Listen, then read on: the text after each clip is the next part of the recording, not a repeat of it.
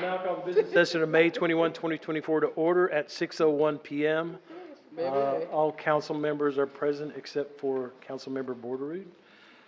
We want to welcome all our guests and visitors. We provide an opportunity for the public to address City Council on any agenda item or during the hearing of visitors portion of the agenda. On items other than public hearings, speakers will be allotted a 3-minute presentation regardless of the number of agenda items the speaker wishes to address. If you're here to speak and have not filled out a registration card, please see the City Secretary's staff at the registration table outside of the auditorium so that staff can contact you if necessary. If you have handouts, please let us know at the beginning of your presentation, and staff will distribute those to council. If you are unable to approach the podium due to physical limitations, a microphone is available to be brought to you. And do we have any registered speakers for this portion? I believe we have a few for the public hearings, so I don't know if you want to wait until that portion or. So any of the speakers for the public hearings should speak at the individual public hearings? At the public hearing. Yes, correct. sir. Okay. And we have some hearing of visitors too that will be at the end of the meeting. So there are no registered speakers for right now, so please join us for the Pledge of Allegiance. I pledge allegiance to the flag of the United States of America and to the republic for which it stands, one nation, under God, indivisible, with liberty and justice for all.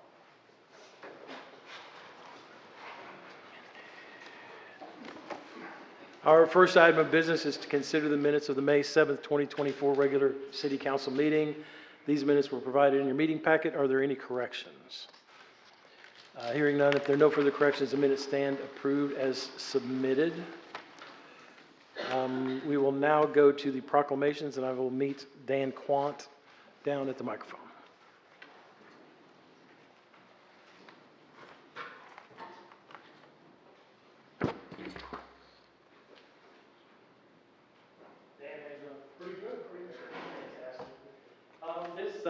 This first proclamation is for Travel Tourism Week, and it's just fun to think about Waco being the center of travel and tourism. I've done quite a bit of traveling in my career and internationally, and quite a while, 10 years ago when people asked if you'd heard of Waco, you get two responses. Either hadn't heard of it, or if they had heard of it, it was something negative.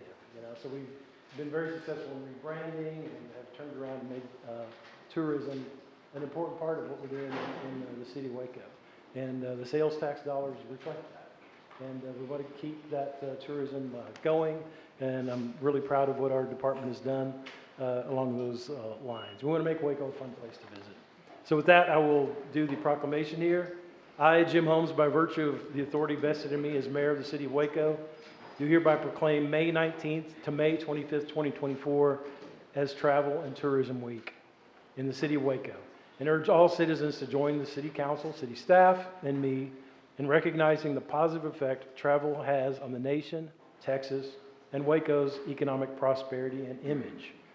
In 2022, Waco metro area travel spending generated $783 million. The Waco metro travel industry generated 6,000 jobs and $70 million in direct tax receipts, according to Dean Runyon Associates. Meetings, events, leisure, and travel for sports events are all key components of Waco's economy. Many of Waco's hospitality and tourism businesses are made up of woman-owned and minority-owned businesses that are part of the foundation that makes Waco unique and memorable. Visitors enjoy Waco's many attractions such as the Texas Ranger Hall of Fame and Museum, the Texas Sports Hall of Fame, Cameron Park Zoo, Cameron Park, Waco Mammoth National Monument, Mayborn Museum, Magnolia Market and the Silos, Elm Avenue, Waco's Front Porch, and Austin Avenue. Visitors delight over the many offerings at Baylor University, along with the multiple running and sports events, hiking and biking trails, lake activities, water parks, Big 12 sports, the downtown Waco Cultural District, the Sculpture Zoo, Doris Miller Memorial, as well as arts, culture, and a myriad of festivals. We recognize that all travel, whether related to leisure, business, or sports, is beneficial, and it provides a significant benefit for our city. Welcoming visitors from near and far has always been and always will be an enduring ethos of the travel industry and Waco. It's in testimony whereof witness my hand and seal of the city of Waco, this day, May 8D 2024, and signed by all the members of council.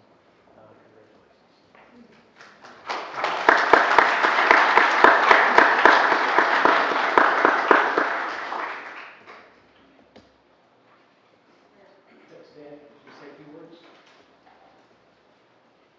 I know it's proclamation, probably.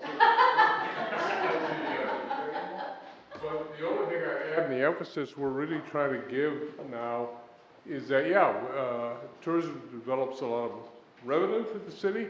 It does a lot of very, very positive things. But the most positive thing it does is create memories. And I had a professor many years ago that said there are like 5 parts to every trip: planning to go someplace, the trip to your destination, what happens at the destination, and the trip home. But the 5th is a memory. And he said, remember, all you sell is a memory. Yes, sir. And that's right. I mean, when we think about the eclipse, in a sense, they had already had the experience before they got here, because they've seen pictures of an eclipse, but they hadn't experienced Waco. And we want to sell that. We want to sell that memory. We just get very excited about that. And we got some of our staff hiding over here. Yeah, stand up, y'all. And right there. But those are just 3 out of 26 people that work in this area for us. And we're proud of everything we do, and we're mostly proud of the place we get to do it in and for, the city of Waco. So thank you very much. Thank you.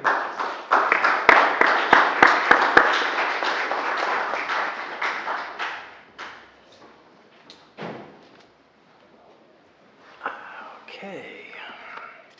The next item to consider is public hearing 2024-352. Clint? Mayor, members of the council, this is a public hearing to consider a resolution adopting the Waco 25th Street Corridor Implementation Plan. City of Waco, Texas, is prepared by Kimley Horn and Associates, Inc., and authorizing the city manager to execute any documents in connection therewith. The Waco 25th Street Corridor Implementation Plan was prepared by Kimley Horn and Associates for the purpose of providing the City of Waco and corridor stakeholders recommended strategies to achieve the preferred vision for the future corridor, including recommendations for mobility, pedestrian, vehicular, and bicyclist, parking, aesthetics, and safety improvements. Provided implementation recommendations include short, mid, and long-term opportunities. The corridor is generally described as 25th Street, including neighboring properties up to and including the 26th Street right-of-way from Franklin Avenue to Maple Street. The project has been in collaboration with Grassroots Community Development, the Syntex Hispanic Chamber of Commerce, an active and involved steering committee, and city staff from various departments. This plan does come to you with a recommendation from the steering committee, which was made up of about 10 property owners, business owners along the corridor, 5 representatives from neighborhood associations, City of Waco, Grassroots Community Development, and Syntex Hispanic Chamber. Are there any questions for staff? Really thrilled that we're adopting this as the go-forward plan and having this as our sort of North Star as we continue to move forward and redevelop parts of 25th and 26th Street. One question that just came to me is specific to one really particular part of the design plan, which is the potential of a roundabout at the intersection of 25th and 26th Street. And just wanted to raise the consideration of our public transit, specifically our buses with that. And I'm sure this was thought of. Kimley Horn is incredibly thorough, but it was just something that came to my mind that I knew I did not ask the first time around. So I see staff jotting stuff down over there, so that's all I needed. Thanks, Clint. Any other questions for staff? We'll now open a public hearing for comments. Is there anyone present who'd like to speak regarding this item? Seeing no speakers, we'll close the public hearing. Is there a motion? Move for approval. Second. Any discussion? Please poll the council. So So, Mayor, we just apparently, the city secretary just received a card. I don't know if you want to reopen the public hearing for the comment. Sure.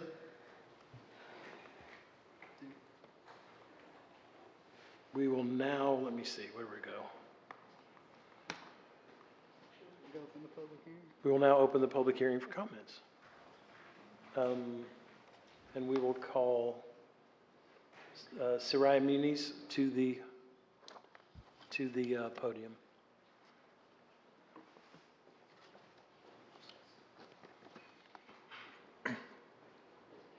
Council. My name is Sarai. I am the North Waco Community Organizer with Grassroots Community Development. And as has been shared multiple times, Grassroots has been a part of this journey with the plan on 25th Street. And we just wanted to express our thanks to both Kimley Horn and the city planning staff, Enrique and Laura and their team, who have been really supportive of getting to know the business owners, getting to know their stories, and really having this plan be a part of their journey and their dream for the future, and getting to know and listen to what their concerns were and tailoring the plan to that. So we just wanted to express our support as Grassroots for the plan and are hopeful for the vote and hopeful for the continuation of this partnership between the city and Grassroots, as well as the business owners. Thank you. Thank you. I think if you close the public hearing, you'll have a motion and a second on the floor, I believe. Okay, I'll close the public hearing, and I already have one. Do we have to call for another one? You have one. I think there's one on the floor. Okay, we have a motion and a second. Any discussion? No discussion, please poll the council. Bearfield, Yes. Rodriguez. Ewing, Yes. Holmes.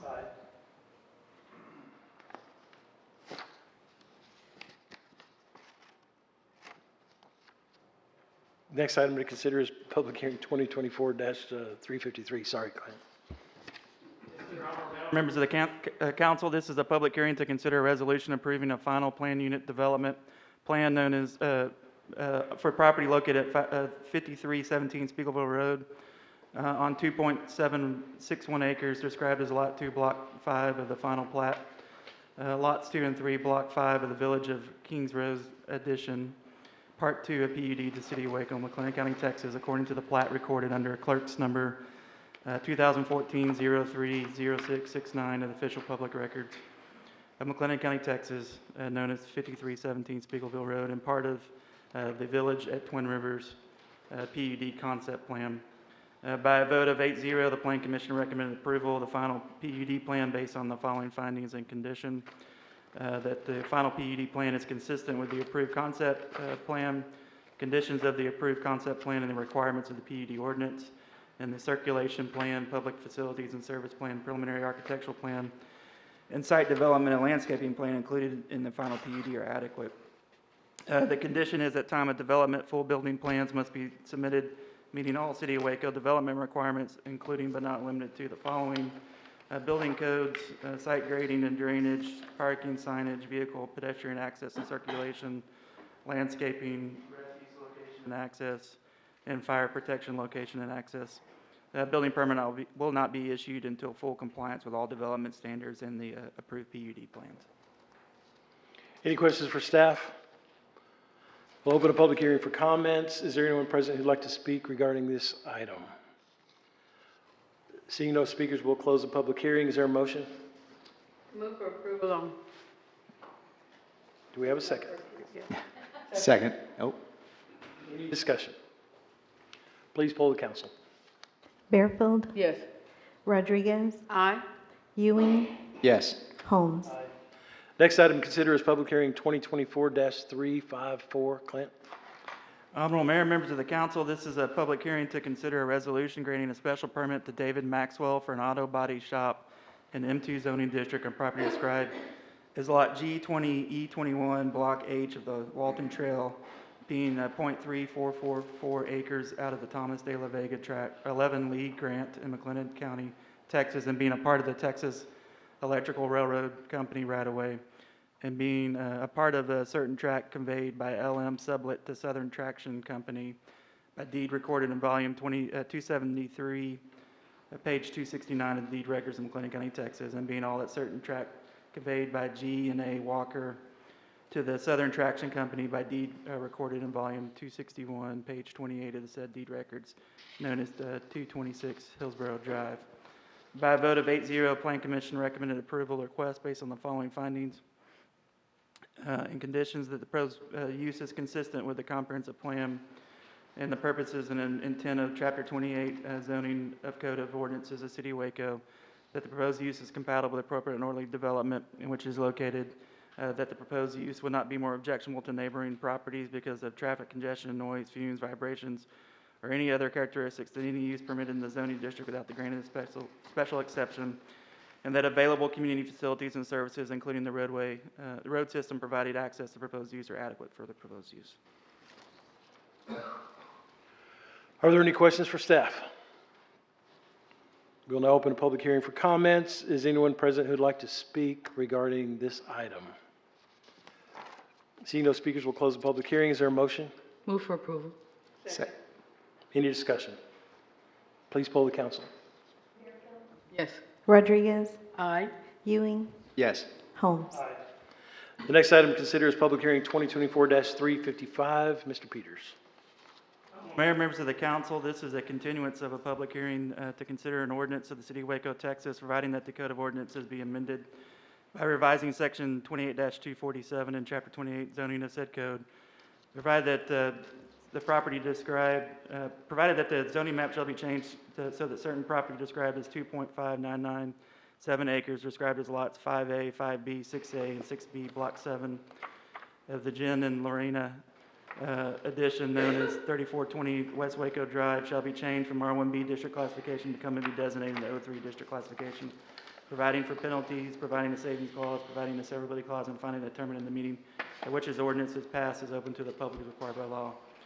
By a vote of 7-0, Plan Commission recommended approval of the zone change based on the following findings: that the proposed zoning is keeping with the land use component of the comprehensive plan, that the public infrastructure is adequate to provide for uses allowed in O3 zoning, the property meets all the area and width requirements for O3 zoning, that the property is located along an arterial street, Waco Drive, and that the proposed O3 zoning brings the use of the existing building located on the property into conformance with the zoning ordinance and provides for compatible mixed-use development with the adjacent residential neighborhoods by limiting the type of commercial uses and the hours of operations. Are there any questions for staff? Clint, point of order on this. I know that we discussed O1 zoning in the work session. Would that need to be reapplied for and this be essentially nixed for that to happen? Yes, that the only zoning that's not for consideration tonight is the O3.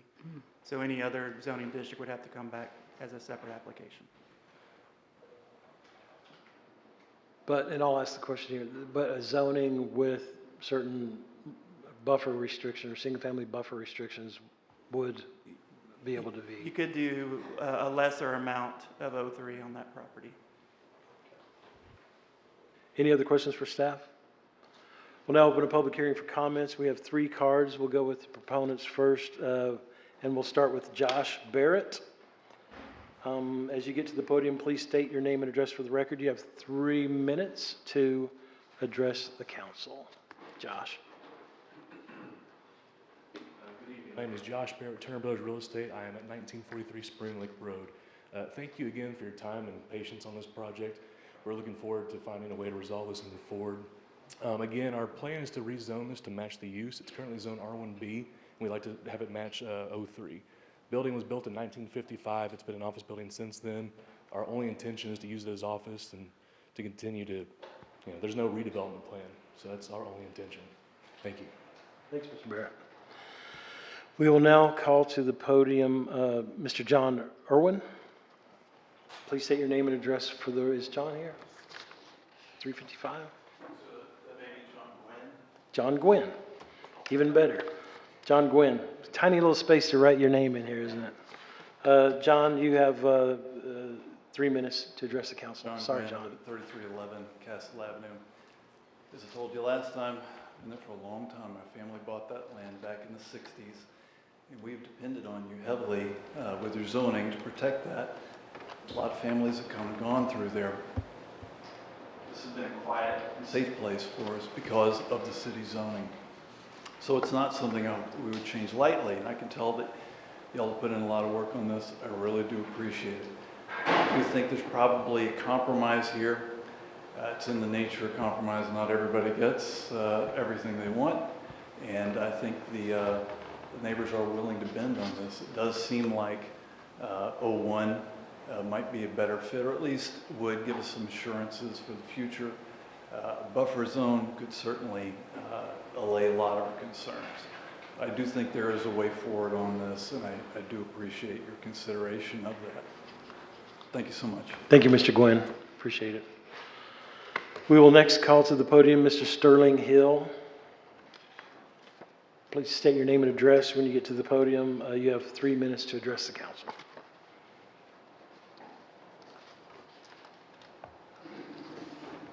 Hey y'all, thanks for hearing us again. My name is Sterling Hill. I'm at 3305 Castle. And like Josh said, really appreciate y'all working. I think there's been a lot of thought that went into this on both sides, and Josh and I and the rest of the neighbors have had good faith efforts to negotiate. So I really appreciate that and the council's time. I am coming to ask for a reconsideration and to go through the process to make this 01 zoning. We were able to meet with city staff last week, and we really feel that is the best opportunity to really meet all parties' needs. 01 zoning provides the ability to develop this commercially for office use, and it also provides the protections that we're looking for beyond a buffer, which is the hours of operation, the Monday through Sunday, 7 to 7, the types of businesses and retail operations that could go under 03. We feel like 01 checks all the boxes, and so we would love that consideration. This is a long-term decision. Once it goes 03, it's not going to go back likely. We also feel that if there's a time down the road where 01 is limiting to a future developer, we'd be willing to consider that. But what we've heard today and before council is office is what's desired, and that to me, with my limited knowledge, fits under 01. And we'd be willing to do the groundwork, and if we can go that route, we'd even, we would support, I would support 01 if we can go that route. So that's what we're hoping to accomplish. Happy to discuss more, but willing to, just want to think that the long-term implications fits all needs, fits our needs. We think, I won't speak for them obviously, but we think fits what Turner Brothers has said they desire. And I think fits the desire of the council, which is to protect neighborhoods. So thanks, y'all. Thank you, Mr. Hill. We will now go back to a rebuttal by the applicant. Mr. Barrett, if you'd like to, another 3 minutes. Or, there we go. Yes, so we can express interest in working with neighbors. We don't want to impact them in any negative way. We've discussed, we've agreed to do a buffer zone, as well as sell them land. We've agreed with 2 of the neighbors to sell the land directly behind the property to create a buffer there. An 01 zoning would not be preferable, not with the intention of a redevelopment, but more so from starting all over. We chose 03 originally because that's what every property around this property is currently zoned, and most of what Waco Drive, along Waco Drive, is already zoned 03. So 01 is not preferable because we have to start this whole process over, and it would delay, it affects the sellers and the buyers. So not the ideal plan. Thank you. Thank you, Mr. Barrett. Okay, we will now, are there any other speakers on this item? Sorry, I didn't mean to be late. If I can hop up for just a minute. Okay. Please state your name and address for the record. You have 3 minutes to address council. Hi, my name is Wes Cole. I live at 215 Castle Avenue. I'm just outside of the yellow zone here that's affected, but walk my kids up and down the street every day and have come to love this neighborhood and echo a lot of what has already been said. My one comment would just be that I understand that going back to 01 may be a delay, but when we talk about the longevity of neighborhoods, I don't think we ever want to feel rushed into a decision, especially one that, as John said, he's lived here for a long time. My hope is that I live here and my kids one day are grown up and my grandkids come here and all those things. So just as we go through this, making sure we get it right as opposed to making sure we're expedient would be my ask and suggestion to the city and all parties involved. And again, just like everyone else said, we appreciate y'all's work on this. I think 01 fits the bill. Everyone can live with it, which to me means it's a good compromise. where no one feels like they really came away a big winner. So thank you again. Thanks, Mr. Cole. 1 second, getting legal advice here.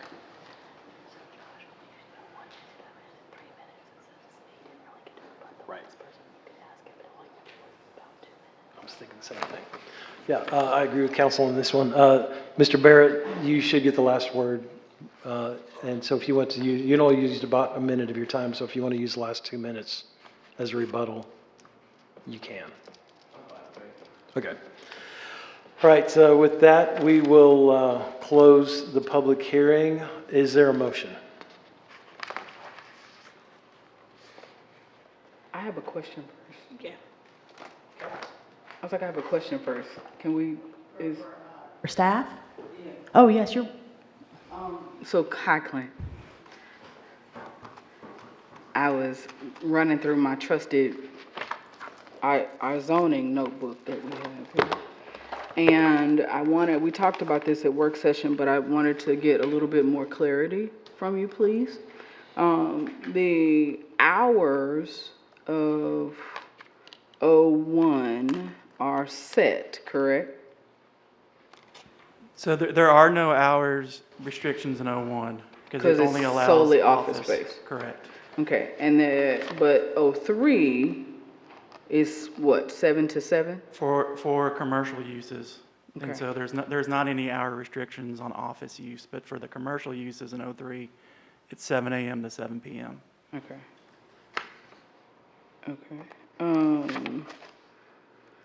So Clint, then if there's no restriction on the office hours, they could have offices there 24/7?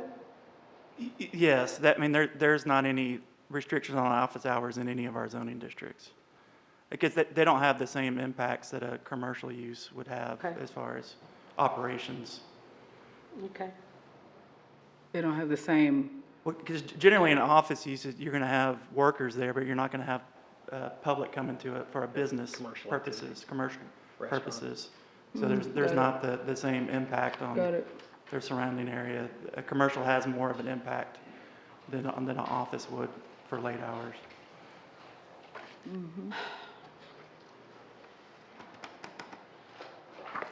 Any other questions for staff? Do I hear a motion? Is there a motion? Move for approval. Second. We have a motion and a second. Any discussion? The current number of council members in attendance, do we need unanimity? all you will need is 3 in favor of the motion for it to pass, because just to clarify with Clint, this is not a supermajority situation, correct? So you would just need 3. It's a little late to ask, but can we, We're in discussion. when we move for the item for approval or disapproval, like I just seconded, I could have asked that we put additional buffers on the amendment? So council could take a vote and see if the motion on the table passes, and if it doesn't pass, then that could be the next motion. Or, and this is when I wish Michelle was here, so I'm going to do my level best. You could ask Councilmember Bearfield to amend her motion for that buffer, and then go from there. That may. Yeah, I would think that latter would work. And along those lines, and I don't want to interrupt you, but I would ask Councilmember Bearfield that we amend the motion to allow a 25-foot single-family buffer at the rear of the property. I'll amend it. And I will amend my second to this new amendment. So I just want to clarify so it's really clear what the motion is. So what I hear council saying is that y'all do want to change the zoning on this property to 03, except for the 25 feet that run adjacent to the residential, which y'all want to remain R1B. That's correct. Yes, that's correct. And, and I'm looking at Clint, and I want you to nod. The NO3, it has a 25-foot buffer because it abuts a residential already, correct? That's, But this at R1B, then it would allow the owner, the residents, to purchase it if they so choose? Well, I don't think we should consider. Okay, all right. the one piece of clarity I want to have too, that the applicant could come back. What is the time period that the applicant would need to have passed before he came back and asked for that to be 03? If it, 6 months? Not sure there's a time frame between passages. I'm looking at Clint. Clint, no, so you're thinking about the withdrawals and the denials. There's a time frame when that occurs before you can come back. But Clint, I think it's just verified there is no time frame for if you pass. okay. All right, we have a motion and a second. Is there any further discussion? Please poll the council. Yes. Ewing. No. Holmes. The next item to consider is public hearing 2024-356.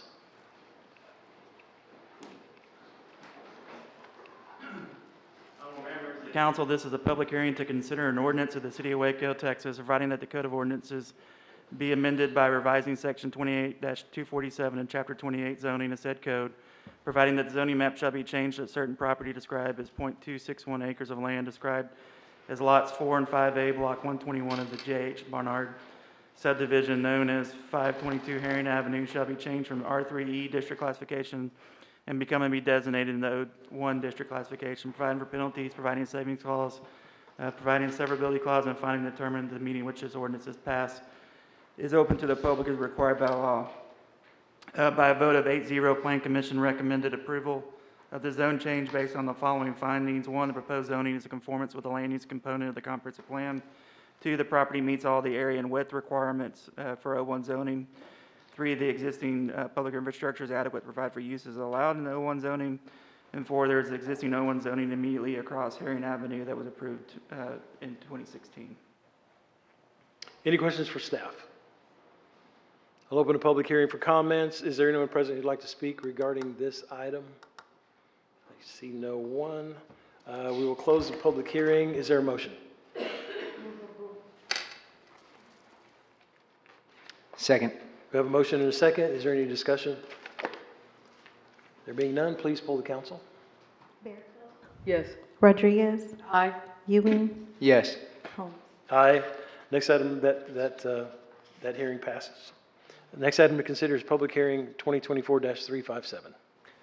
Honorable Mayor, members of the council, this is a public hearing to consider an ordinance, the City of Waco, Texas, providing that the Code of Ordinances be amended by revising Section 28-247 and Chapter 28 zoning of said code, providing that the zoning map shall be changed so that certain property situated in the Thomas Jefferson Chambers Survey, abstract number 7 of Clinton County, Texas, and being all of a called 11.879 acre tract of land described as Tract 2 in an instrument to 35-06 LLC recorded in document number 2013-03-9914 of the official public records in Clinton County, Texas, known as 3200 South New Road, property ID 167925, shall be changed from R3B district classification and become and be designated in R3C district classification, providing for penalties, providing a savings clause, providing a severability clause, and finally determining the meeting in which this ordinance is passed is open to the public as required by law.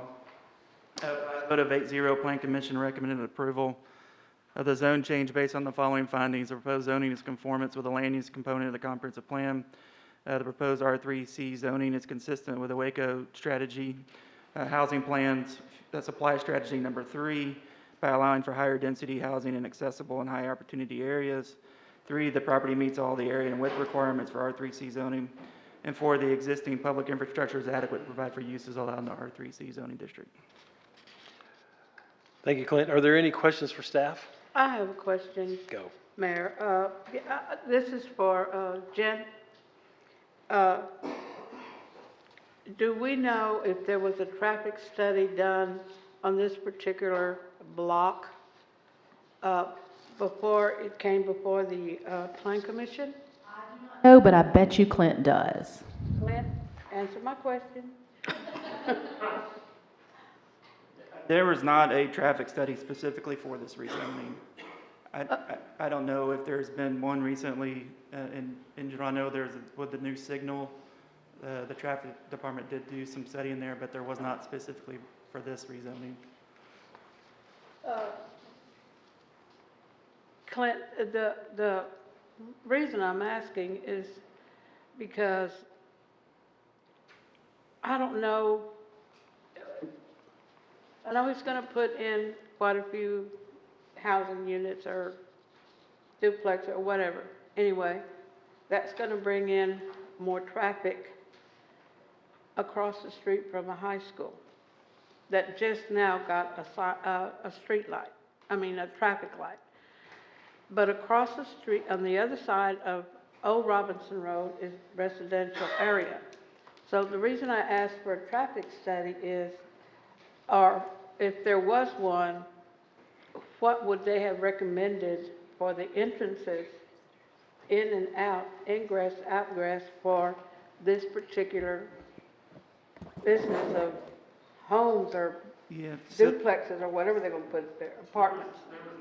Be done, but our traffic department did make a comment and recommendation on the rezoning, dealing with the access, is that vehicle access onto New Road may be limited to right-in, right-out operations due to the proximity to the signal and the University High School left turn base. So that's something that a study would bear out. It's usually what improvements need to be made to the access to the property to mitigate the traffic. So I think the traffic department already anticipated what a study would say and said, you're going to need to do a right-in, right-out off a New Road. Well, I don't know what we could do to safeguard the students and the homes, because Garden Drive right there, I know I pass by there every day. It's hard to see, even with the traffic light, the new one, another car coming in from 77 through Garden Drive to come into the school or the apartment, and that concerns me, that's dangerous. Because we can make a right turn on red light, can't we? And that concerns me about a car coming this way and you don't see it because you're making a right turn on red and they have a green light. I guess I'm trying to make something that's not there, but it concerns me because I think that's a heavy, it's going to be dangerous with more development there, more housing and more cars, because there's already a high school and then residential area that is so used to there not being that much traffic because it's an empty lot right now. So I don't know what we can do to safeguard the district, school district, the kids and the residents. I don't know what we could do. Clint, would you help me please on this? Sure. It's a little bit hard to talk about direct access points. We're only dealing with the zoning. We're not dealing with a specific plan. But at the time of development, that will be something that staff will look at and make sure that it's done correctly and has limited impact on the surrounding. Because I was going to say, this isn't the last time your hands will touch this project. Yeah, and that would be regardless. I want to make sure that folks know that their district representative is looking out for their future of our kids and our residents in that area. But it concerns me. But this is not going to be the only time that you say we're going to look at it. But I'm uncomfortable voting on it. Yeah. Clint, thank you. Can I ask you a question and follow up to Councilmember Rodriguez's question? Do you have the packet in front of you? Sure. On page 291. So as part of the zoning case, the traffic did a review. Mm-hmm. Am I interpreting it correctly to say the road this is on has a capacity of 36,000 vehicles per day? won't believe it. Right, yeah, at level of service D, at D, yeah, and we're at 6,000 currently. correct. And at full build-out, it would add 2,000 vehicles a day Correct. capacity. Yeah. So it seems like the issue that you're identifying is the access issue and how to make safe movements. And that's what you're saying will get developed, that'll get addressed at plating and development Plan time. review, development review, yes, correct. Okay, just making sure I'm tracking. Sure, yep. But a way to look at this is providing an opportunity to be really intentional going forward as this develops out for an existing problem. And this just gives us an opportunity to dive in and find a good fix for it, because my electrician mentioned 2 weeks ago when he came to my house, I was like, what can I do for you? And he's like, can you get something safer for the kids who go to University High in your old Robinson? And that, not my district, but, very front of mind for me. So I think that this is a way to look at this is moving forward with it. This will provide us an opportunity to be very hands-on with how we allow for safe movement there. I mean, I am a Trojan mom, so, and for another 2 years. So I know that it's important, but well, and again, this is not that time, but I think that, being intentional as we move through plan about what that is and in the conversations that you'll have with property owners and developers about our concerns, I think will lend to a plan that will be beneficial for the students in the area, but also the neighbors in the community. Because I don't know that New Road is the issue, because that's the number that the count is. I think Councilmember Rodriguez's concern is Old Robinson Road. Yeah. And Yeah, but there may Robinson not be Road. any entry or exit points at that point. It may be like a wall, like in those other apartments, because I don't think you can get out the backside of those other ones. So we'll make sure that they understand where we are. Any other questions for staff? I'll now open a public hearing for comments. Is anyone present who'd like to speak regarding this item? Oh, wait. Seeing no speakers, we'll close. You have one. Come on. Come to the mic. podium. As you hit the podium there, please state your name and address for the record. You have 3 minutes to address council. You said address my address, correct? Mm-hmm. Heaven Diaz, 3528 Daughtry Avenue. Well, it was a few questions for this gentleman here. If you wouldn't mind explaining or giving more in depth of what the zones were for specifically, and I guess to clarify what sort of plans were going to be across the street from the high school, because I agree with council members Bearfield and Rodriguez that my main concern too would be for the students who either walk home or wait for the bus across the street for safety reasons. But I would like to understand what was going to be, I guess, planned for that area. But I'd like to understand the zones first. Thank you. Thank you, Ms. Diaz. Is it okay for Clint to come back and answer that question? Yes, of course, and just as a reminder, we're looking at zoning, and so I guess what you'd be talking about is maximum build out, and we don't know that's what they're going to do, Right, but yeah, we're far from development. We're just talking about zoning here. Sure, so the current zoning on the property is R3B, which is a multifamily zoning district that allows everything from single family up to apartments. Correct. At a density of about a little over 13 units an acre. The requested change is to change it to R3C, which is also a multifamily zoning district that allows single-family duplexes and apartments, but it allows it at a higher density, about 25 units an acre, so almost double. But that's really the only change between the two districts. It allows a higher density multifamily development on the site. And I think the property owner is kind of stuck in between their plans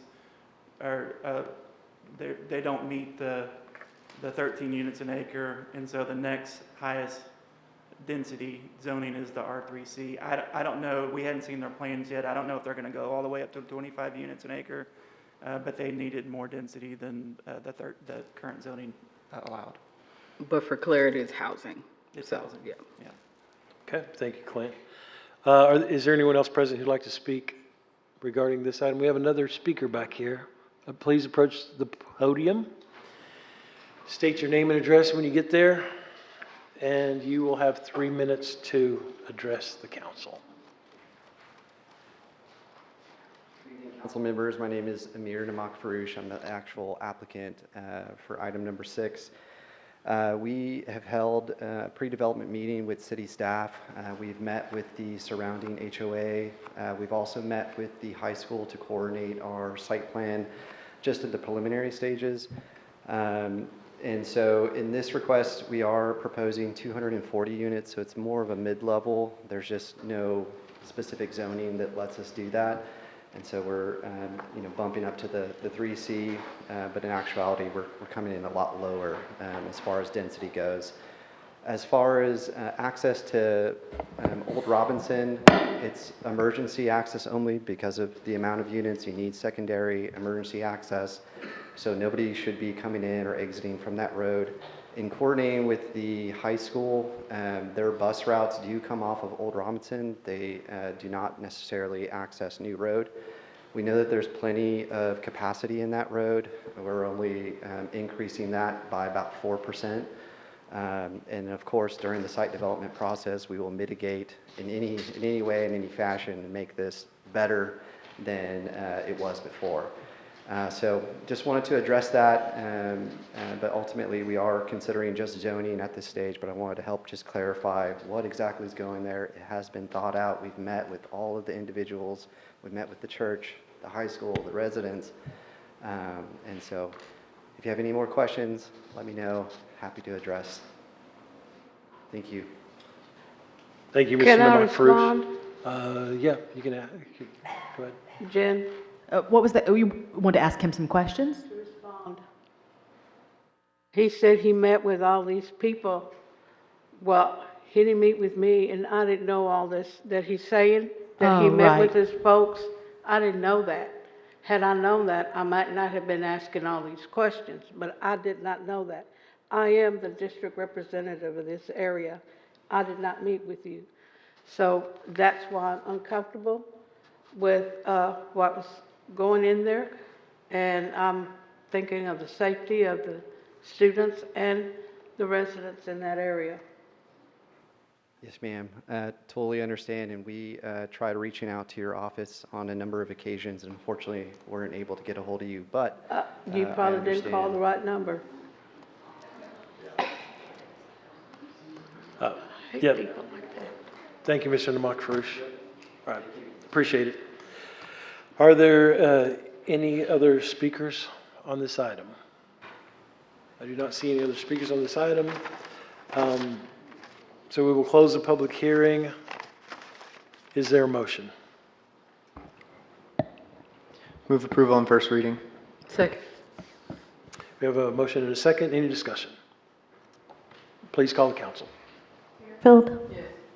Rodriguez? No. Ewing? Yes. Holmes? Yes, that ordinance passes. The next item to consider is public hearing 2024-358. Honorable Mayor, members of the council, this is a public hearing to consider an ordinance of the city of Waco, Texas, creating a plan unit development, changing the zoning classification from R1B to PUD on certain property described as Lot 2, Block 1 of the James R. Kersey Edition, Lots 1 and 2, Block 1, known as 3212 South 4th Street, property ID 353479, approving the concept plan for the PUD, repealing all ordinances or parts of ordinances in conflict herewith, providing for penalties, providing a savings clause, providing a severability clause, and finding determined at the meeting in which this ordinance is passed is open to the public as required by law. Staff does recommend continuance of this request to determine ownership requirements of the ordinance, verify that to make sure it meets the ordinance. And so we do recommend continuance to our next city council meeting. Are there any questions for staff?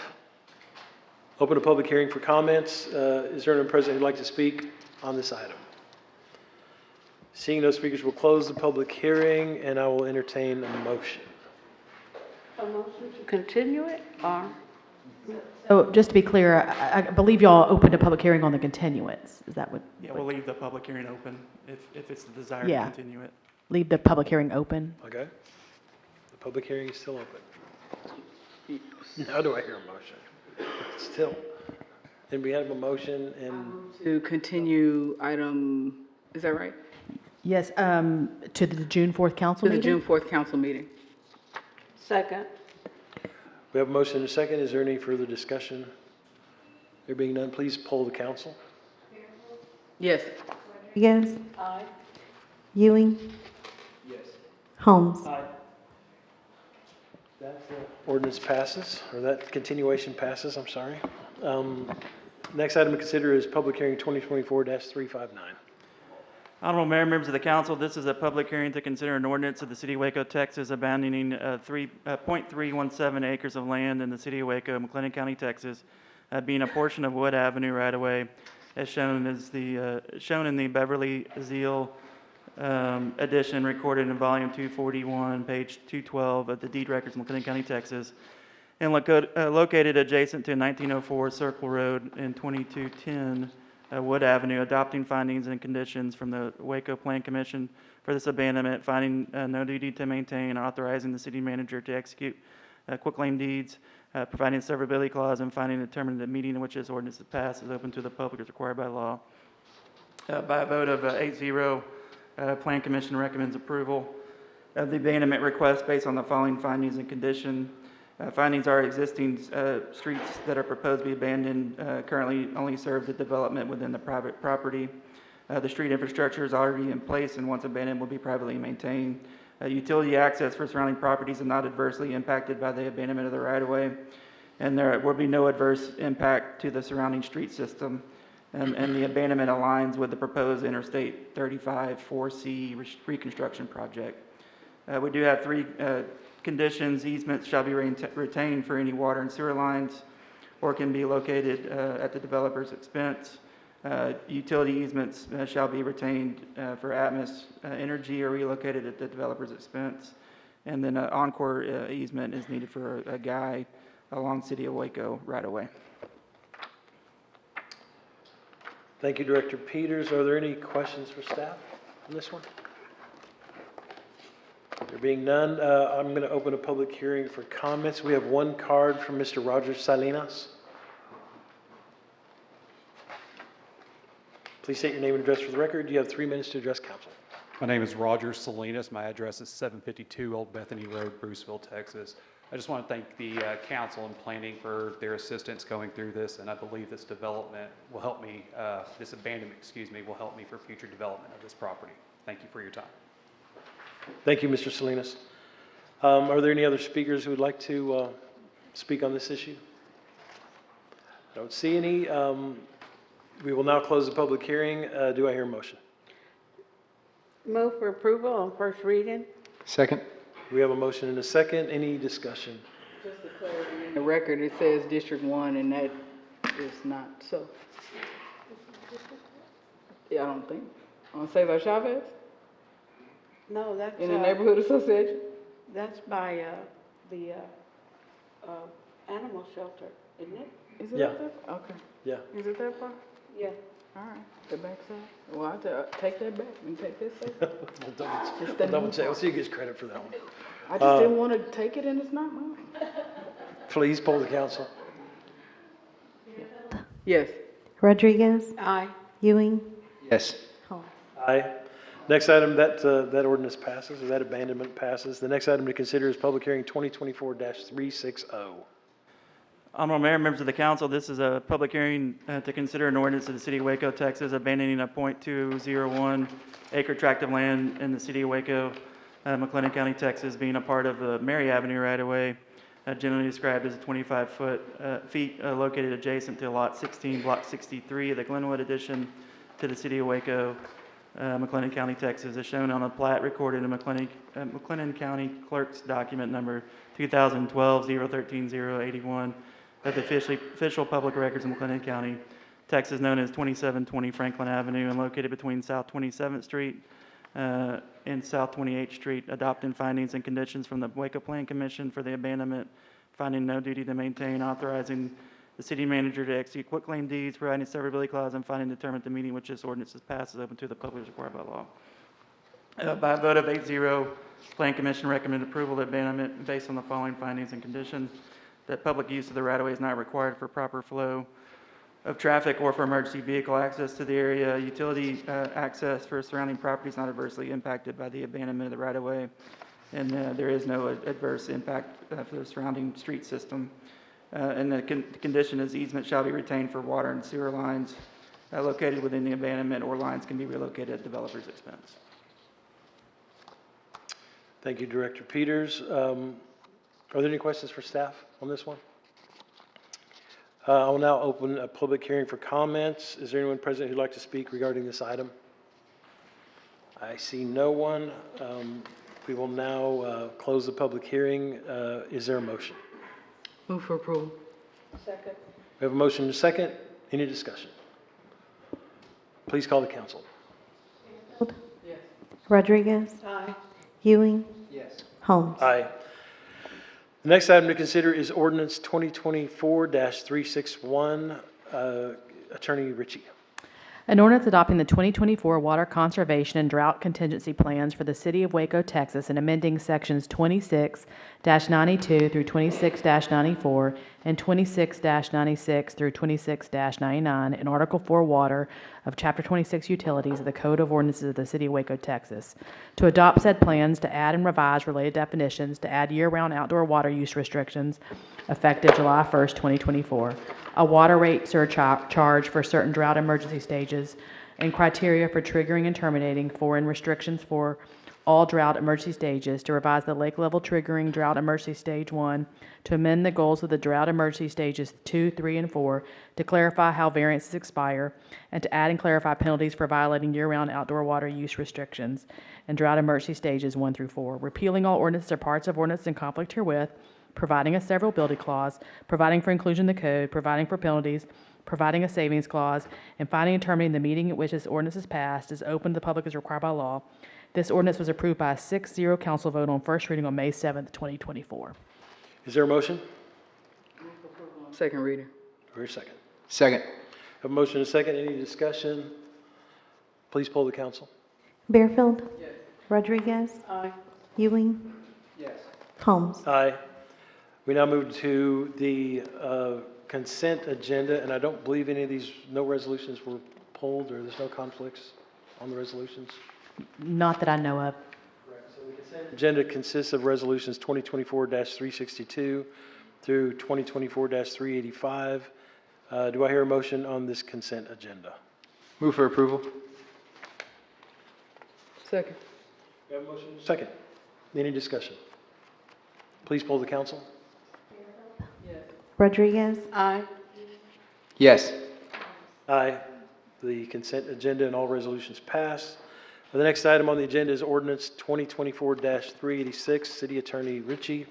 An ordinance of the City Council of the City of Waco, Texas, authorizing the issuance of City of Waco, Texas General Obligation Refunding Bond Series 2024 in an aggregate principal amount not to exceed $49,455,000, providing for the award of the sale thereof in accordance with specified parameters, authorizing the execution and delivery of documents and agreements in connection therewith, approving the preparation of an official statement, enacting other provisions relating thereto, declaring an effective date, and finally determining the meeting at which this ordinance is passed is open to the public as required by law. This ordinance comes to you on first and final reading pursuant to Texas Government Code Section 1201.028. Is there a motion? Move for approval. Second. We have a motion. A second. Any discussion? No discussion. Please poll the council. Bearfield? Yes. Rodriguez? Aye. Ewing? Yes. Holmes? Next item to consider is ordinance 2024-387. An ordinance of the City Council of the City of Waco, Texas, authorizing the issuance of one or more series of City of Waco, Texas combination tax and revenue certificates of obligation in an aggregate principal amount not to exceed $270 million, levying a tax and providing for award of the sale thereof in accordance with specified parameters, authorizing the execution and delivery of documents and agreements in connection therewith, approving the preparation of one or more official statements, enacting other provisions relating thereto, declaring an effective date, and finding and terminating the meeting at which this ordinance is passed is open to the public as required by law. This ordinance comes to you on first and final reading pursuant to Texas Government Code Section 1201.028. Is there a motion? Move for approval, first and final reading. Second. We have a motion and a second. Any discussion? Please poll the council. Bearfield, Yes. Rodriguez, Ewing, Yes. Holmes. Next item to consider is ordinance 2024-388. Give me just a second. An ordinance of the City of Waco, McLennan County, Texas, amending ordinance number 2024-187 to authorize the use of the facsimile signature of D. Blue Kostelich as Chief Financial Officer Director of Finance on all checks, vouchers, and warrants in accordance with Article 7, Section 9 of the Charter of the City of Waco, Texas, effective June 4th, 2024, repealing all ordinances or parts of ordinances in conflict herewith, and finding and terminating the meeting at which this ordinance is passed is open to the public as required by law. This ordinance comes to council on first reading. Is there a motion? Move for approval. Second. We have a motion and a second. Any discussion? Please poll the council. Bearfield, Yes. Rodriguez, Ewing, Yes. Holmes. Aye. Ordinance passes. The next item to consider is ordinance 2024-389. An ordinance of the City of Waco, Texas, adopting standards of care for City of Waco youth programs, repealing all ordinances or parts of ordinances in conflict herewith, providing for inclusion in the code, providing a severability clause, and finding and terminating the meeting at which this ordinance is passed is open to the public as required by law. This ordinance was approved by a 6-0 council vote on first reading on May 7th, 2024. Is there a motion? Move for approval. Second. We have a motion and a second. Any discussion? No discussion. Please poll the council. Yes. Aye. Ewing, Holmes. Aye. Okay. That's it with the ordinances. The next item on the agenda is the hearing of visitors. During the hearing of visitors section of the agenda, we provide an opportunity for the public to present concerns or address issues that are not matters for consideration listed on the agenda. Council is unable to conduct discussion, but will listen, ask staff to look into concerns, and provide follow-up. Please provide registration information so that staff can contact you if necessary. If you have handouts, please let us know at the beginning of your presentation, and staff will distribute those to the council. If you're unable to approach the podium due to physical limitations, a microphone is available to be brought to you. And we have a few cards tonight. And we will start with Ken Willits. Ken, you have 3 minutes. Good evening, Council. Thank you for having us here. Mayor Holmes, you look good in that chair. I want to thank you, Mayor Holmes, for taking the time to go to the animal shelter a few weeks ago for a tour. And I encourage the other council members to reach out to me or Zane, the Humane Society Board President, to schedule a tour and learn all the wonderful programs that Humane Society has, such as the Ambassador Day Out, Sleepover Rover Program, Foster Program, Adoptions, Rescues, and the Haas Program. The strays in the city, I'm asking the City Council to get involved in solving this enormous stray problem. Request the Animal Welfare Board to form a committee to address the issue. They happen to be meeting tomorrow, so it'd be wonderful if it could get on the agenda. People don't feel safe walking their kids down the street, not to mention the traffic issues caused by stray dogs. The City of Waco has a Good Samaritan fee. If somebody finds a stray dog and they hustle the dog and they catch the dog, put it in the car, take it down to the shelter, sometimes a city employee would tell this person, if you take the dog to the fire station, they'll give you a flyer after they check for the chip. Sometimes the city workers do not tell the person to go to the fire department. They say, it's a $50 fee to surrender the dog. That's wrong. Why can't the city worker at the shelter scan the dog? It takes 10 seconds. Why have the Good Samaritan go through the loops of going back to the fire department, taking this dog that's scared stiff in the car again to the fire department just to have it scanned for a chip? Why can't the city employees do that at the shelter? If an owner surrenders a dog and the dog has a chip and it's fixed there's no fee for an owner to surrender that dog. The Humane Society has a petition. I've heard over 4,000 signatures of citizens that do not want to see the Humane Society leave the shelter. If the Humane Society is forced to leave the shelter due to no contract, could Waco be the next Marlin Dog Shelter? Mayor Holmes, I ask you, don't let this happen. Thank you. We next have Danielle Young. Please approach the podium. Again, you have 3 minutes. Please state your name and address for the record. You have 3 minutes to address council. Hi, Danielle Young, 1921 Austin Avenue, here in Waco. Thank you for allowing us to be here, and thank you for the opportunity to speak tonight. I'm here, as Ken is, to support the Humane Society of Central Texas and the work they do not only in Waco, but pretty much all of the surrounding cities that we have here. They provide medical care and attention to all the animals on site. They assess animals for signs of illness and injury. They advocate for every animal there, and some of them, that's harder to do than others, and I'll be the first to say that. They respond after hours when emergencies happen. When you have a foster dog, they will answer texts at midnight when you have a problem. The organization has created numerous life-saving opportunities for dogs diagnosed with medical conditions like parvo, which you remember, the devastating parvovirus that hit the shelter a couple years ago, and their life-saving efforts.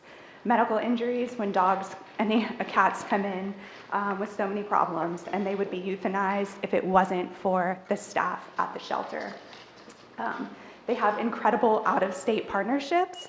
They literally will transport dogs to Delaware because we don't have people here who will care for animals. That is ridiculous, and I think we can do better. And I see all these signs hanging up around Waco, a city to believe in. Guys, our animals, we need to believe in them. And I think that we can do better. And I know a lot of you up there, and I know you are good people. And I believe we can do a better job of caring for the animals here in Waco. They have incredible creative programs. Ken mentioned a few of them, but not to go into all the details, but they really do try and keep animals in the homes of people that they're with. They have a food pantry. We think of food pantries just for humans, but the Humane Society will literally have people come every week to get a 50-pound bag of dog for nothing, toys, just so we can keep animals in their home and out of the shelter. So we're keeping them safe, and we're keeping them with the families that love them and would otherwise have to surrender them due to cost. They have a commitment to positive outcomes, and they have play groups where they have 10 or 12 dogs at a time go and run, and it is literally maybe the only time that a dog will get out in 3 days because the shelter is understaffed, and I think that we can do, again, a better job for quality of life for these animals. So I just want to respect everyone's time, but I want to bring to light all the good work that they do for these animals. So thank you for your time, and this is not the last I think you'll see of all of us. Thank you. Thank you, Ms. Young. We now call to the podium Brent McCain.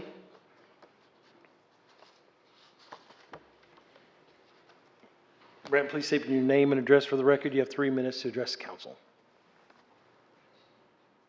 Yes, I'm Brent McCain, 1137 Trails End Road in Bruceville. And I would like to talk with the council about the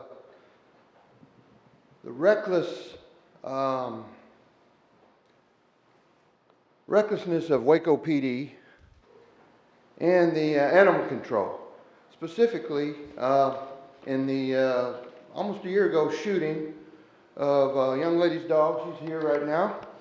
And I submitted a public information request on that. What prompted me to do all this is, see, I'm a paramedic. I've been a paramedic for 36 years. I've worked in Waco for a number of years. I've worked in Temple, and now I'm offshore.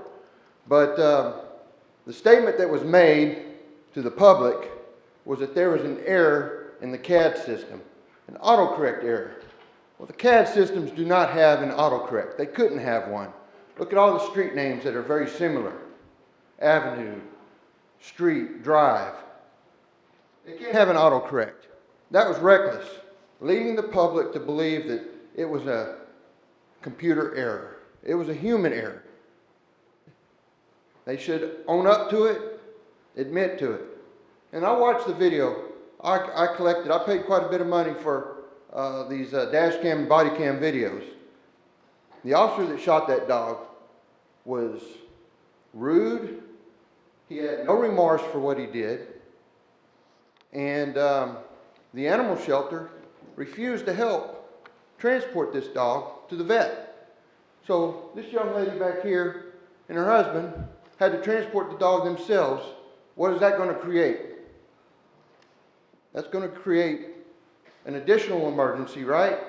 They're in a hurry to get the dog to the vet. What could happen? They could get in a wreck. I just think it's irresponsible of the city of Waco to do that. And then I hear about, again, I don't have very much details. I just found out about it today, about the Waco PD and the animal control going to someone's house and taking their dog from their house, only to have it given back a little while later by the judge. Unacceptable. I thank you for letting me come up here and speak, and y'all have a great day. Thank you, Mr. McCain. Next, we have Ephraim Herring. Please approach the podium. Mr. Herring.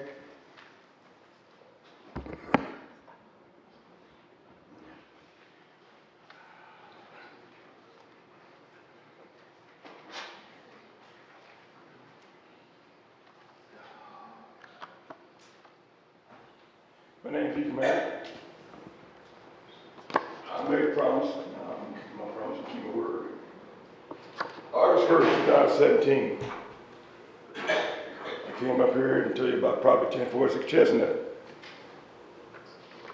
Buy a certificate of occupancy. What I don't understand is your inspection. People told me for going on 5 years that yes, the house was inspected, yes, the house was inspected, yes, the house was inspected. And then when I started doing my investigation and brought up documentation, misproved that, all of a sudden now, oh yeah, Mr. Herring, you're right. Well, that doesn't do me any good, because what you did was, it's a 2-year window that you can sue the building.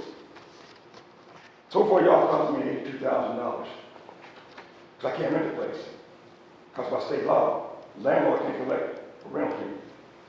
So now I got a house that sits on the corner. It was in violation. You knew day one it was in violation. They should never got a certificate of occupancy. They used a certificate of occupancy and collected $23,000 out of my account. So my question is, y'all have failed to bring me anything to correct that problem. Y'all made me promises. Back and forward. Yeah, Mr. Herring, I'll take care of that. That was in October 2018, 3rd floor. Still the problem still there. 2017, you gave a class and told me, Mr. Herring will take care of this. Problem still there. Then I come up here again, we got the same problem. So now you costing me, going on 82 months. If I rented the house for $1,000 a month, I could have $82,000. So right now I got a house. It's in violation. If I move into it, you can charge me $2,000 a day under local government code. That's kind of real dirty. That's real dirty, because if I move in the house, when y'all know it's in violation, and you give me the bitch out there, why is the city taking my money? Why is the city not being honest? And then I drive by that sign, I had to laugh, because that sign says city to believe in. If it's a city to believe in, why have none of you people kept your promises and get this right? City to believe in, why have nobody in the council make sure you got it done right? I understand you're my district rep. You came by my house that time. I told you then, it's an easy thing to fix. You walk outside, you walk by my house, and you see, city requires it has a sidewalk out front. Ain't no sidewalk there. The sign was supposed to be built, driveway in the back. They do the driveway on the side. So my question is, how can you believe in the city when the people that represent the city, that gave you a promise, and they have not honored their own word? So Mr. Bradford, I'm asking you again, remember that I had a discussion in October 2018. You told me you was gonna fix it. You told me 2020, you was gonna fix it. It ain't done. I'm still there, and I'm consistently losing money. Y'all have a blessed day. Thank you. Thank you, Mr. Herring. We next bring up Karen Egatz. and you are speaking on behalf of 10 people.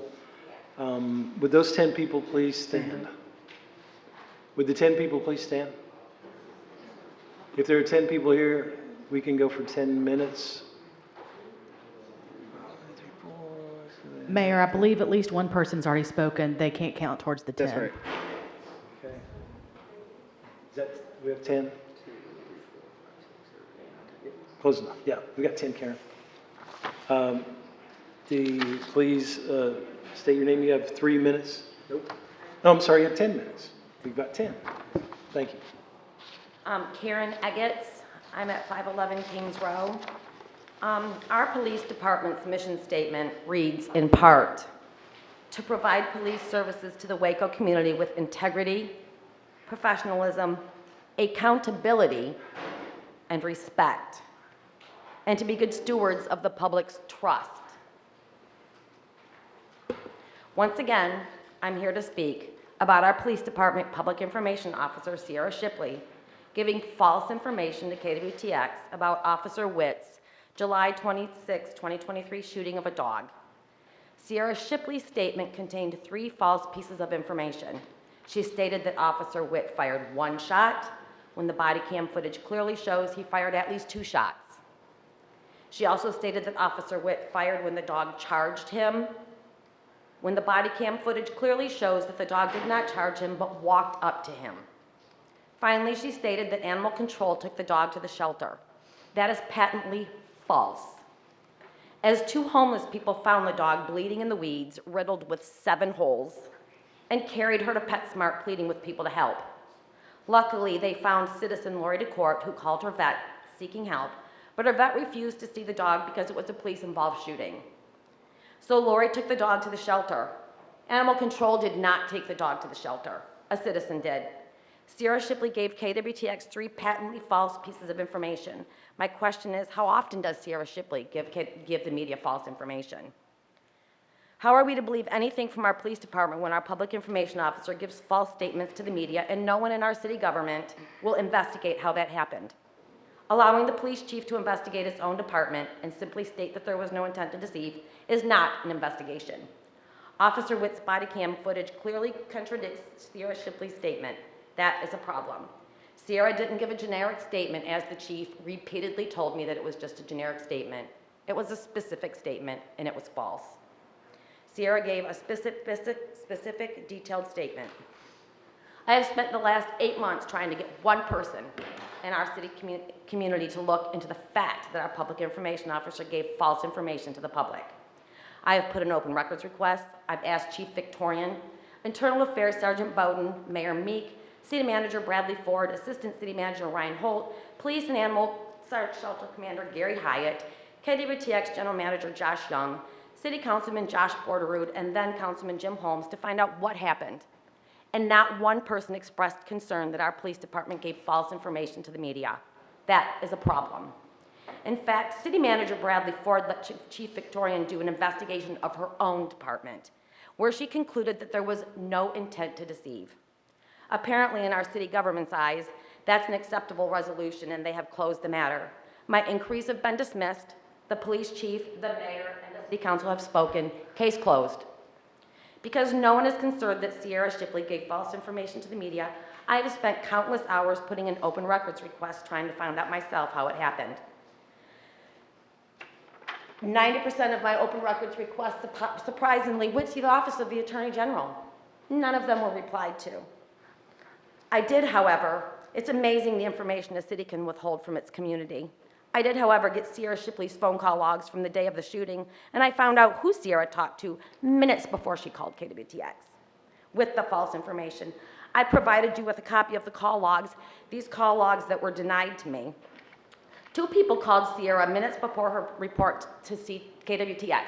You will note in the phone log I gave you, Sergeant Ashworth, the reporting sergeant to the scene, called Sierra Shipley minutes before she gave KWTX her statement.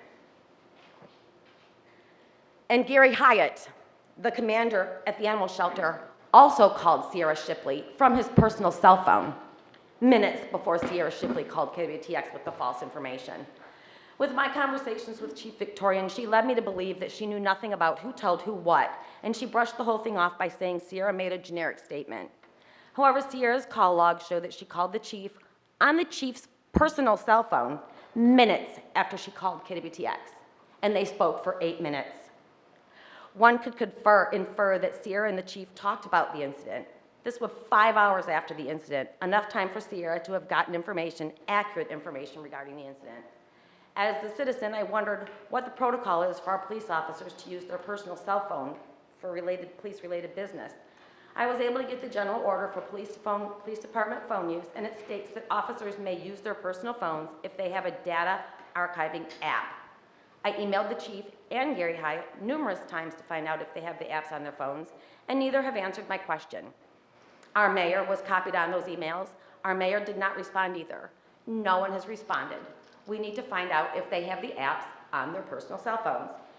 Mayor, it is your duty to ensure that the laws and ordinances of our city are carried out, and you must inspect the conduct of our municipal officers. You need to answer to your community and to our city council and confirm that our police officers are complying with their own general orders and whether the chief and Gary Hyatt have these apps on their personal cell phones. In short, I call upon our new mayor to start off fresh and commit to ensuring the integrity of our police department by investigating who gave the false information to Sierra Shipley and whether the chief and Gary Hyatt have their apps on their phones. One can infer from Sierra's call logs that Gary Hyatt and/or Sergeant Ashworth gave Sierra the information she relayed to KWTX.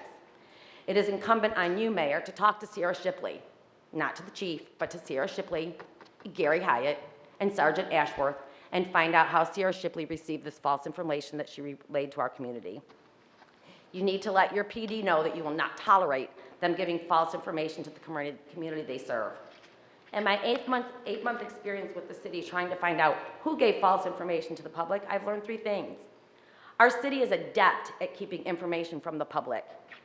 We cannot rely on the police department to be truthful and transparent with our community, and we cannot rely on the mayor, city council, chief, or city council to be transparent and hold our city departments accountable. I've read our police department's mission statement already. I too have seen Waco, a city to believe in. I used to believe in the city of Waco. I had trust in government, the police department. I scoff at those signs. Waco, a city to believe in. How can we believe in a city whose police department gives false information to our community and a city government who refuses to acknowledge that this happened or even investigate it? This experience has taught me that neither our police department nor our city management abide by this mission statement. My quest to find the truth about how and why the police department gave false information to the public has shown me that our police department and our city management in this instance are not acting with integrity, and they have held no one accountable for the police department giving false information to the public. Gary Hyatt told me with his own words that it was a mistake. That was not a mistake. Someone intentionally gave false information to KWTX. I know our city council is involved in important community development work, but it must investigate our police department, and it must give only the truth to this community. We deserve the truth, and we deserve a city council and a mayor who will hold our public servants, they are servants of our community, accountable for their actions.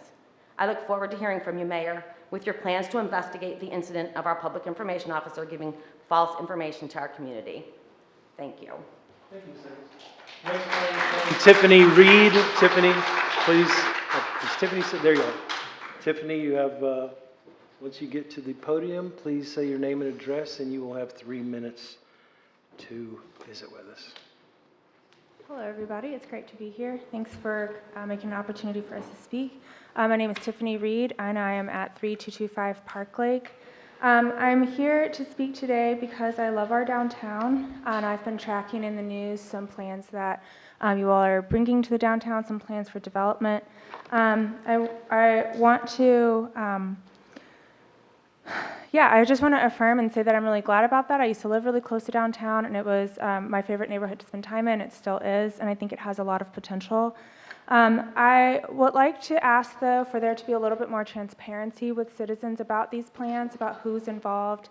I feel like I I look to try to kind of get a big picture of like what's going on with downtown. And it seems like there's just a million plans floating everywhere. Like we're spending all this money on consultants. We get implementation studies, and then it seems like nothing happens. We don't really know what's going on with those studies. So my first point is just that it would be really great to have a little bit more transparency about what is actually in the works, and what's going to be the cost of those things, and how can citizens be involved. Speaking about costs, I've not been able to get really a super clear idea exactly what the components are for the current river, I think it's like the Riverfront Development Plan. I know the only thing I've really been able to figure out is that you all have engaged Gensler. There's like a fancy, shiny new proposal, and I know it's a master plan at this point. So I guess I have two questions. One, what's in the plan? I really hope there can be some clear communication with citizens about that.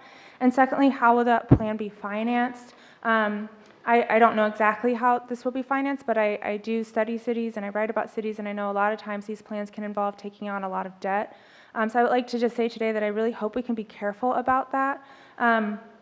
Yeah, typically these plans are funded by giving out a lot of monetary incentives of public money and then hoping that the projects generate enough revenue to refill the coffers, not to mention keeping up with long-term maintenance costs. I hope we can be cautious about that and hope we can consider adopting a more incremental approach that would prioritize putting downtown in a position to generate wealth in an incremental fashion and then funding improvements gradually from that wealth rather than taking on a ton of debt to make downtown look really shiny and then hope that we have the money to pay for it in 25, 30 years when we have to start doing a bunch of maintenance. I think there are a lot of things we can do to position downtown to generate wealth.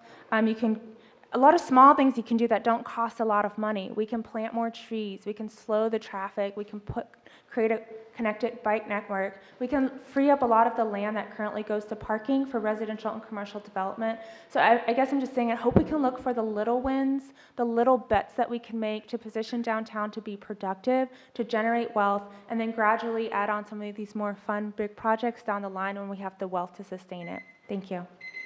Great, thanks, Tiffany, and I encourage you to follow up with someone from ACM, Ashley, Paul, and one of the guys in the back, Tiffany, follow up with them. Anyone else present would like to speak at the hearing of visitors? We will now close the hearing of visitors, and we will go on to this council comments on items of community interest. Are there any announcements council would like to make?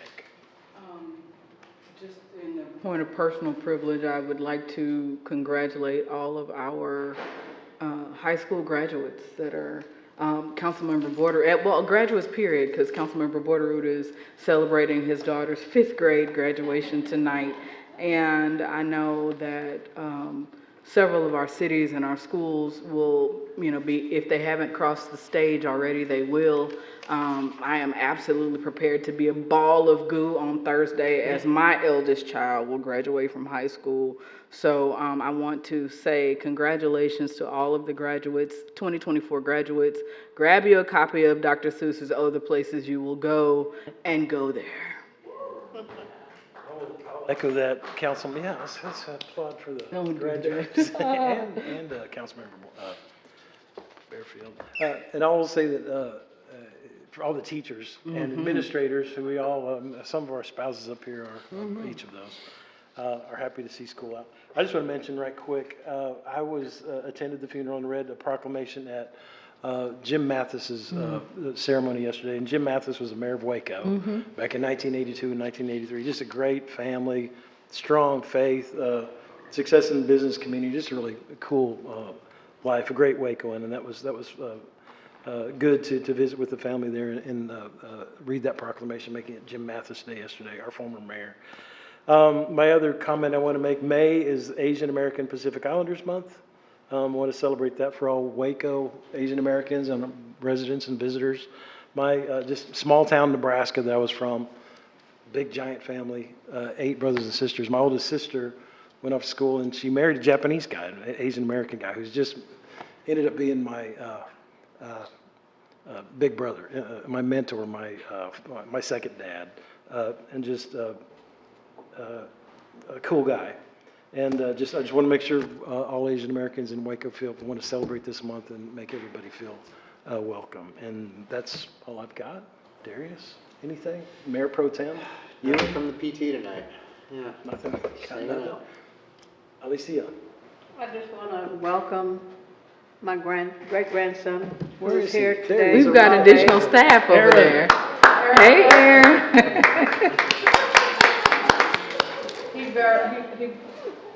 A lot of patience, he's been here all day with me. All right, that Thank you for is, taking care of him, Jen and Renee. we've got, He's fun. next item is council reports and requests for scheduling future agenda items. Are there any council member reports on committees, boards, or commissions, liaison visits? I don't think we do those anymore. Are there any council requests for scheduling of future agenda items? Anything? Beyond the one I made at work session. Okay. There being no further business, this meeting is adjourned at 7:32 PM. Thanks, everybody.